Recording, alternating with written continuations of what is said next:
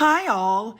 Everything in my video is pulled from the public domain, and I am using them under the Fair Use, Fair Dealings guidelines. Everything I say is my own opinion. You should look into this information for yourselves, but I'm pretty sure I'm right. Good morning, everybody. Welcome to video 1 of 3. There will be 3 videos today. Now, this video is covering the real royals because Princess Anne's been out and about, and also Zara and Mike. And then towards the end, we're going to slip into our Harry and Meghan news, okay? So let's just jump in and get there. Let's go. We're going to start off this morning with Princess Anne, the Princess Royal, one of the hardest working royals. She attended one of the final rehearsals of the Royal Edinburgh Military Tattoo ahead of the official opening, which is the night of Friday the 4th, which I believe is the day you're watching this video. Now, all of the performers from the show for this year, which by the way is named Stories, was at the rehearsal, which took place at the Redford Barracks, giving, according to the article, Princess Anne an exclusive preview of the musical and cultural showcases and, of course, the military precision. We know how she is about that. Now, there's over, if you can imagine this, 800 performers from around the globe, and they're all taking part in the production this year. Now, it says that Stories is and I'm reading right from the article, it is a celebration of sagas, myths, and legends, transporting audiences on a journey of ideas from the earliest campfire stories throughout the world's stage. And so after watching these performances on the international military, on the parade ground from the international military bands, I should say, Anne met some of the performers and some of the supporting staff that are taking place. Now, this includes performers from the King's Color Squadron Royal Air Force, His Majesty the King's Guard Band, and the Drill Team of Norway. Let's hear it for the Americans, because the United States Air Force Band is also there, as well as the Swiss Armed Forces Central Band and the Trinidad and Tobago Deference Force Steel Orchestra. That's cool.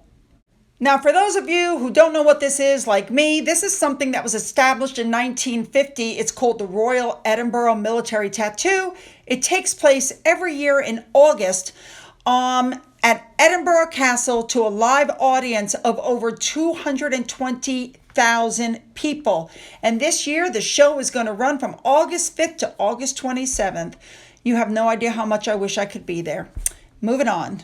Next up, we have Mike Tyndall and his wife, Zara, because, you know, they just had their 12-year wedding anniversary. Of course, they did something quiet behind closed doors, but you know how Mike is. So, of course, he celebrated publicly by doing a cheeky online post which portrayed them as Barbie and Ken. So cute. You know, they have 3 children. They're really busy. He has a lot of upcoming stuff. He's got a podcast coming up called The Good, the Bad, and the Rugby. That is such a cool name. I love it. And this series partnered with passenger tires manufacturer Continental Tires to bring a new season. It's going to debut on August 9th. This launched August of 2020 at the height of COVID, and he seems to be doing just fine. It doesn't, and I'm not trying to say that Mike doesn't know how to do a podcast. I'm saying that I find it amazing that Mike can do a podcast and all these other people can do a podcast, and yet Meghan Markle couldn't maintain. She did 12 of them, and it failed. Amazing. All right, moving on.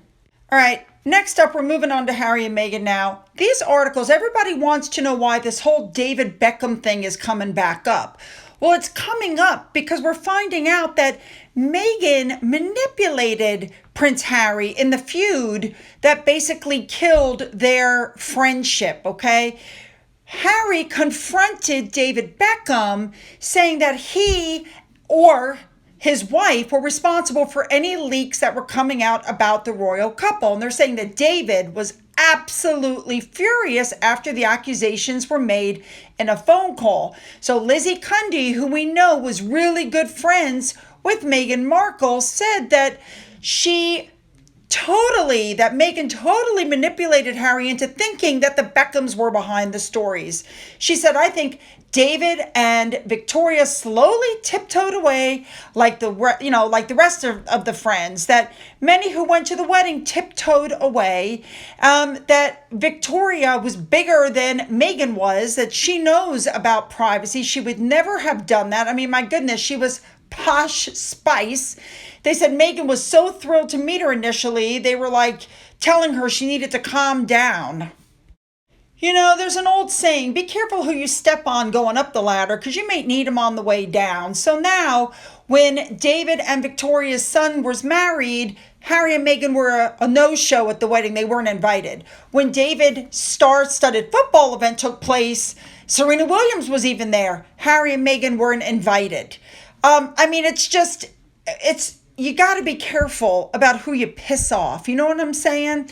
This was a bad move on Meghan's part. Now, I've already told you guys that Harry and Meghan's Invictus Games starts the day after the 1-year anniversary of the Queen's death.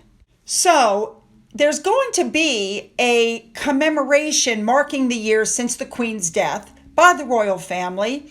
And even though Harry and Meghan are going to be in Europe at that time, it would appear that they have not been invited to the gathering. Can't really say as I blame the family for that one, can you? They're saying it's going to be King Charles and Queen Camilla. They're even inviting Andrew, who's going to be there with Sarah Ferguson, who we know is recovering from breast cancer. They're going to be joined by William, Princess Catherine, the 3 children, Edward, Sophie, their children, all of them. But no, Harry and Meghan are not invited. Why would they be? Now, I thought this article pointed out one big deal. They said if they're not invited, they'll find a way to mark the occasion. Yeah, I'm sure they will. Moving on. And finally, this article came out saying that Harry and Meghan have been misled by their monstrous self-pity. They say it's almost Shakespearean, except they haven't written to that level. They had it all and they threw it all away for their self-pity and their self-absorption. I agree with that. They talked about the video, the one where they called the kids to congratulate them for winning money for, the ethical, whatever online. And it's being said that no wonder she only wants to do voiceover work. That's how bad her acting is. So what they're saying is they look miserable. They're probably just staying together for the kids at this point, which means they got multiple years of misery in front of them. And when Harry steps back and goes, I gave up my family, I gave up my friends, I gave up my military, I gave it all up for this woman, and this is what I'm going to get. Yeah, he's going to have a lot of lifetime of regret coming his way, let me just tell you. All right, you guys, so that is the end of video 1. There is video number 2 and 3, so let's hop on over to video number 2. Follow me.